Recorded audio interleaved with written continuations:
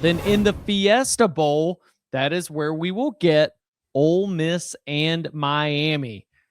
Two passionate fan bases that have been yearning for a moment like this, pining.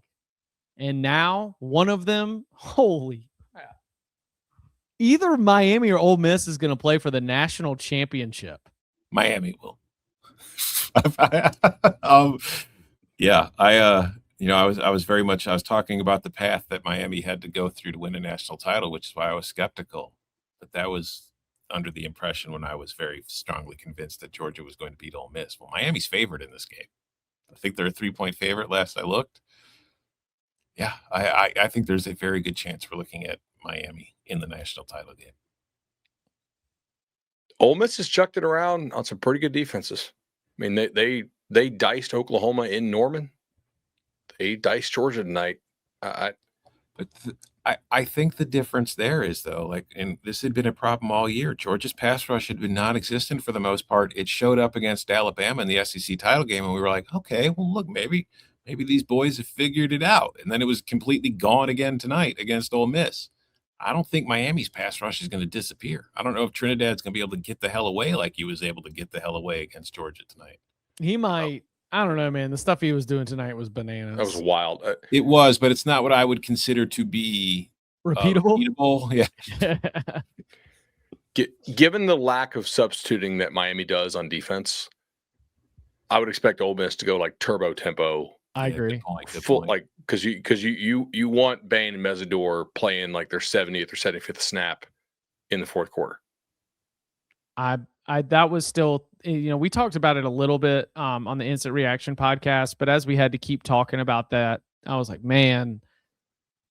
And I think what do we say on the reaction pod? It was like maybe they just they saw that it wasn't working, that it was even hurting them because the offensive line couldn't get set and they weren't getting their blocks in. But there might have been an opportunity when you had a key third down and Bain and Mesidor both couldn't be on the field, right?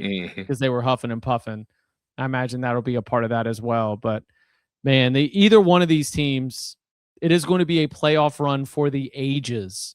One of these teams, both of these teams started in the first round. One of these teams is going to be playing for the national championship, and it will be just the kind of storybook stuff that true fan dreams are made of. So yeah, we don't have Ohio State. We don't have Alabama. We don't have Oklahoma. We don't have Georgia. But damn it, we've got Miami and Ole Miss, and one of them is going to be playing on the last night of the season. But do you have an early lean on this one? Tom said Miami. Not as loudly as Tom. But Miami? I think Miami, but yeah, I mean, it's not like they scored a whole lot on Ohio State. Miami does it. They do have an ability to not score. And I would also worry a little bit about game script here. If Ole Miss gets up and they don't have to go just pass all the time, then that could be an issue. Obviously, getting an early lead is good, guys. Sure, right. Good analysis, Bud. But I do think that can factor here a lot. If Miami gets up, they can lean on them. They can play their game. They can just pass rush. They don't have to worry about the R and the RPO. Then I think it heavily favors Miami. Which quarterback would you rather have in this matchup? Chambliss. Trinidad. Which is very interesting to consider, because if you look at the paychecks, one of the teams went big time on the guy from Georgia, and another team went to the D2 guy, and we're all three of us are sitting there saying, I wish I had the D2 guy. The cost of the quarterback room, probably similar, right? Because Simmons wasn't cheap. No, but still, it is funny. It just makes you raise your eyebrow, maybe reconsider the way that some teams are doing things. We do have an offer for the dentist to come on the show live from him. He said, walking out of the game. No. Expletive, which I can't say. No. I said, bro. He said, I'm dead. I said, get the goggles on and rally. He said, instant reaction could get a wild dentist. No. He's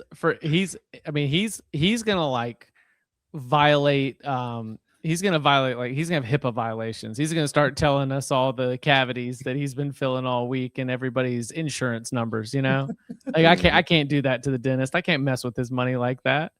Come on. Private chat. So Tailgate did ask this one, Bud.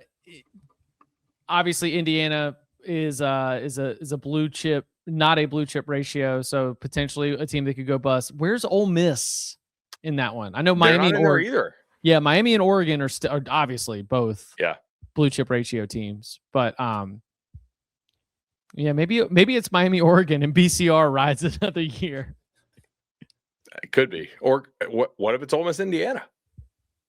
Beat blue chip ratio is dead, and it would never mattered ever. I do think we have pretty good quarterback play left on all four. Yeah. Like Beck's played pretty well the last 4 or 5 weeks. Mendoza against Moore could be the battle for the first quarterback taken in the NFL draft.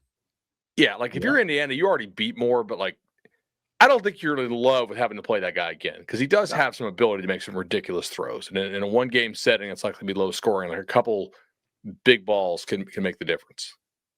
That's always the case. Pause. Yeah. 2026, I'm bringing back pause.